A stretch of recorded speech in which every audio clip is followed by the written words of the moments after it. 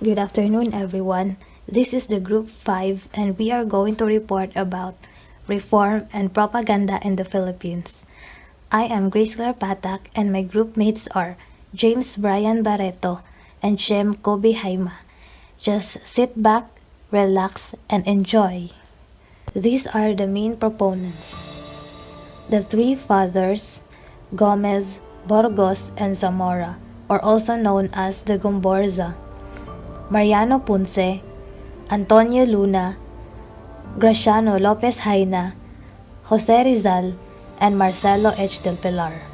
The development of reform movement, the execution of Father Gomez, Burgos, and Zamora. The execution of Father Gomez, Burgos, and Zamora was the watershed event in the Filipino history because it awakened the Filipino to evils of the Spanish colonial system and inspired future Filipino reform and revolutionists. The years following the execution of the Gomborzas priest and the suppression of the first batch of the Filipino reformists were followed by the new group of Ilustrado consisting Marcelo H. del Pilar, Graciano Lopez Jena, and Jose Rizal. 1834 to 1862. Spain was become unstable from 1834 to 1862. It had 4 constitutions, 28 parliaments, and 529 ministers. In 1863 to 1868, it underwent a revolution, a republic, and monarchical restoration. The situation reflected in the Philippines as the country was governed by 17 governors generals from the 1873 to 1896. With few expectations, only minor positions were open to the Filipinos despite many of them have enough qualification. The administration of justice was defected and graft and bravery. The court of judge were dishonest. The Filipinos are practically had no chance the case against the Spaniards because of the cause and racial prejudice.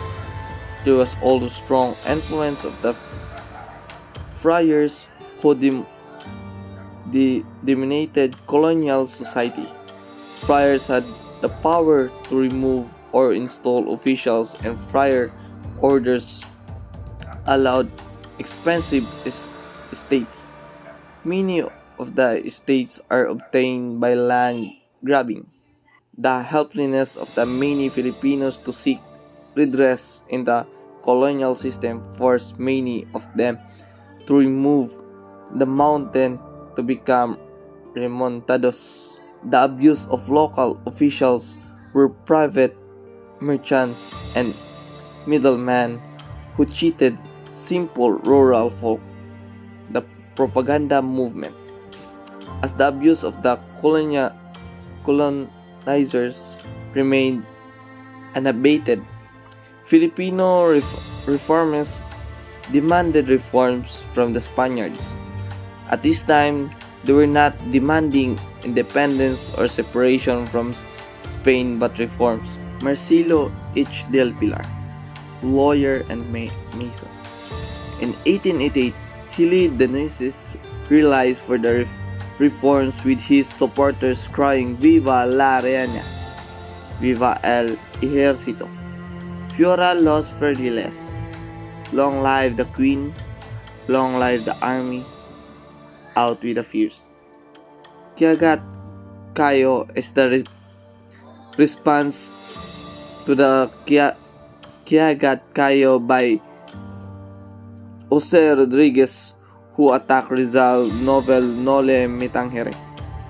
Del Piral's radical activities were no longer tolerated by the Spaniards, that he was forced to flee to Spain and join the other reformers who were already there.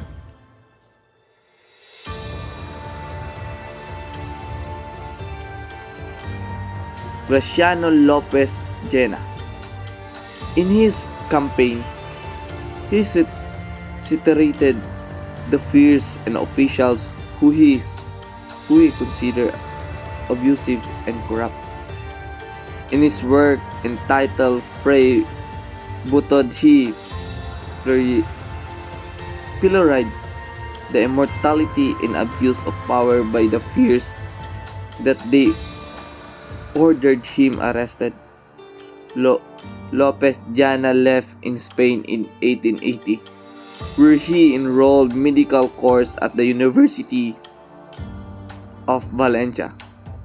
As a student, he became involved in political activities by giving speeches by denouncing the fears in the Philippines in the campaigning for the reforms in the Philippines.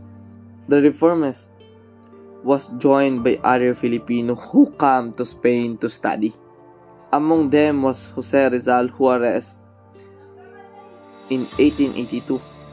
Others were Jose Alejandrino, Edelberto Evangelista, Galicano Apacible, Antonio and Juan Luna, Felix Resurrección Hidalgo, Eduardo de Lite, Mariano Puente, and others. Aside from this group, which was composed of the young students, there are others who were in Europe even either than Marcelo H. del Pilar and Graciano Lopez Llena. These were Antonio Maridor, Juan Guardo de Tavera, who were not allowed to return to the Philippines after the deportation following the events of 1872. La Solidaridad in 1889. Contributors: Jose Rizal, who wrote under the episodiums Dimas Alang and Laon Laang; Marcelo H. del Pilar, Laridel; Antonio Luna, Tagailog; Mariano Ponce, Kalipulaco, Naning, at Tikbalang.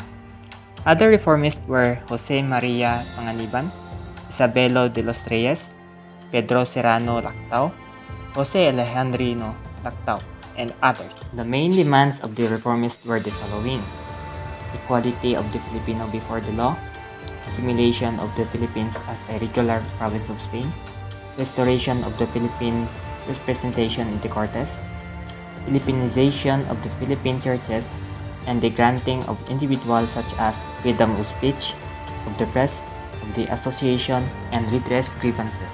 Others like Del Pilar and Lopez Haina demanded the expulsion of friars whom they accused by fomenting religious fanaticism and obstructing the progress of the Filipinos. Aside from a political agenda, Jose Rizal advocated a nationalist recovery by rejecting the wholesale acceptance of foreign culture and the rediscovery of the greatness of the Filipino race. While in Europe, he formed a group called the Indios Bravos, which he encouraged Filipinos not to be ashamed of the word Indio, but exhorted them to strive for intellectual prominence as a way of destroying the myths of racial superiority of the Caucasians. Noli Me Tangere and El Filibusterismo. Rizal hoped to awaken the nationalist consciousness of the Filipinos by writing the two novels, the Noli Me Tangere and El Filibusterismo, which attack all aspects of Spanish rule in the Philippines. The friars immediately banned the importation and reading of these two books.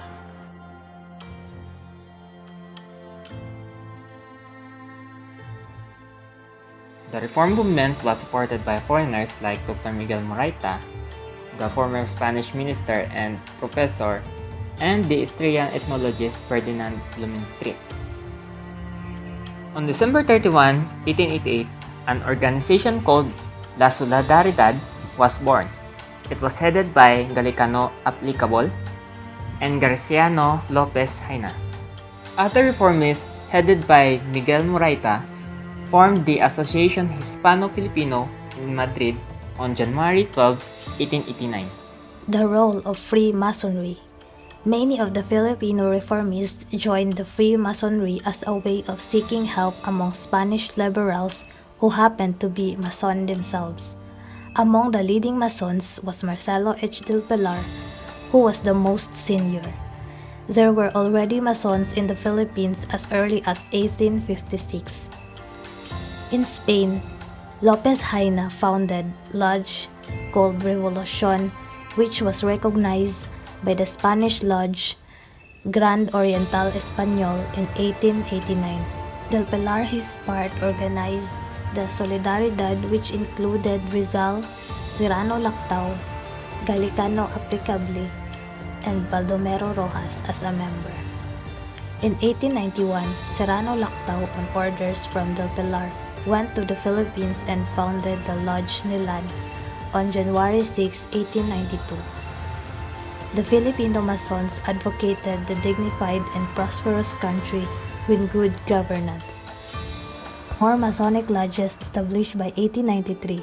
They allowed the entry of women, among whom were Rosario Villaruel, Josefa Rizal, Marinao Dizon, Sista Fajardo, Purificacion Leiva, and others. Lopez Jaina soon left the movement, followed by Rizal. The remaining reformists remained weak and divided. Funds are running out and newspaper La Solidaridad had to close down on November 15, 1895. Having no means of support of himself, Del Pilar continued to write until he was struck down by tuberculosis. In desperation, he sent a message to Teodoro Plata, who was his cousin, introducing him to form an organization that would fight for independence. Del Pilar died on July 4, 1896 in Barcelona. Though he died a frustrated man, the organization he inspired became Katipunan, which was founded by Teodoro Plata, Andres Bonifacio, Valentin Diaz, and others in 1892. On the other hand, Spain saddled with its own domestic problems. A new revolution had broken out in Cuba, while in the Philippines, the oppressive condition continued as reform won by the reformists were too few and too late. The country was entering revolutionary phase as there were some groups which were formed to overthrow the colonial rule. La Liga Filipina. Rizal tried to move his campaigns and reforms in the Philippines where he believed that the struggle should be. He knew that he would risking his life by returning to the Philippines. Before leaving Hong Kong in 1892, he left 2 letters with Jose Maria Basa to be opened after his death. In one of these letters, Rizal wrote, "What matters death, if one does for what one loves, for native land and being held dear." Rizal arrived in Manila on June 26, 1892. He had an audience, Governor General Eulogio Despojol, to seek the later permission to establish a Filipino colony in Borneo. His request to establish such colony was denied. On July 3, 1892, at the house of Doroteo Onhonco at Elias Street, Tondo Rizal founded the La Liga Filipina. Rizal's Liga had a constitution written by him with the following aims: unity of the archipelago into a compact, vigorous, and homogeneous body, mutual protection against all cases of pressing necessity, defense against violence and injustice, encouragement of education, agriculture, and commerce, and study and application reform. One like all is the motto of the Liga. The Spanish authorities considered the Liga as a revolutionary organization. Rizal was arrested on July 6, 1892. He was accused of having subversive publication in the baggage from Hong Kong. The arrest of Rizal effectively signified the end of the propaganda movement. How some copies of Noli Me Tangere reached in the Philippines. On December 25, 1948, the Philippines Free Press published a story on how Rizal's first novel, The Noli Me Tangere, smuggled in the Philippines. Perfecto Rufino Rigo, a native of Santa Cruz, Marinduque, narrated how he met Rizal sometime in February 1888 and enlisted his help in smuggling the first copies of the novel into the islands. That time, he was a cabin boy on the ship Don Juan, which regularly played the Manila-Hong Kong route. He was around 19 or 20 years old that time. At 3 in the afternoon, Rizal boarded the vessel started sailing for Hong Kong. As Don Juan cruised out of Manila Bay, Rizal walked on the ship's deck and he was scanning the faces of the crew and his fellow passengers, and then finally he fixed his eyes to Rigo. He nodded a signal to follow him in the secluded part of the ship. Rizal said, "I am looking for a Tagalog, and from your looks, I know you are the one. Frankly, I may be soon needing your help. That is, if you are not afraid to do some hazardous tasks." Rigo said that he would do anything for him. The answer is greatly pleased Rizal. Then he said he would discuss the matter in his cabin at 7 in the evening. Exactly at that time, Rigo met Rizal in his cabin. He talked lengthily about the plight of the Filipinos who were virtually blind to the oppression of the Spaniards. He also talked about his sudden departure for Hong Kong. Rizal then discussed Rigo's mission. He said that some books and pamphlets would be arriving in Hong Kong from Berlin. When these materials arrived, Rizal told Rigo to go to Don Basa's house.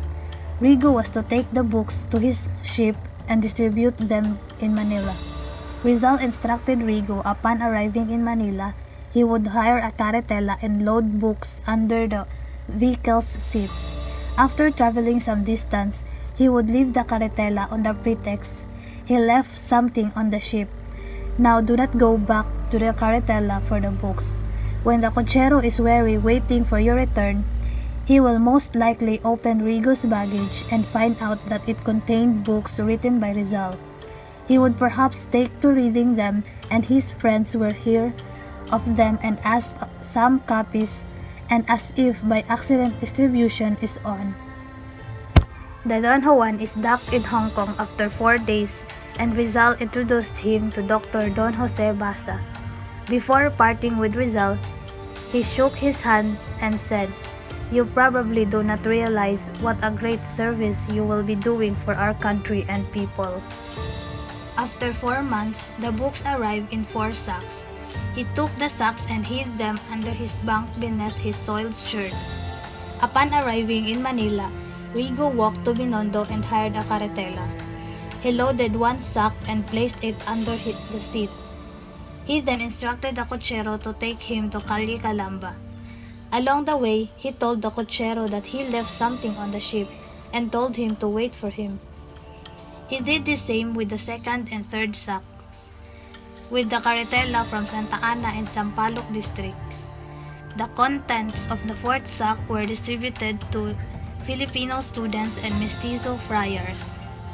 Upon returning to Hong Kong, Rigo reported to Basa that the smuggling was carried successfully. Basa gave him 2 more sacks of books. He also gave him a package containing a necktie Rizal bought for him. Upon returning Manila, Rigo distributed the books to students and Filipino priests, and the rest were distributed through the carretela method.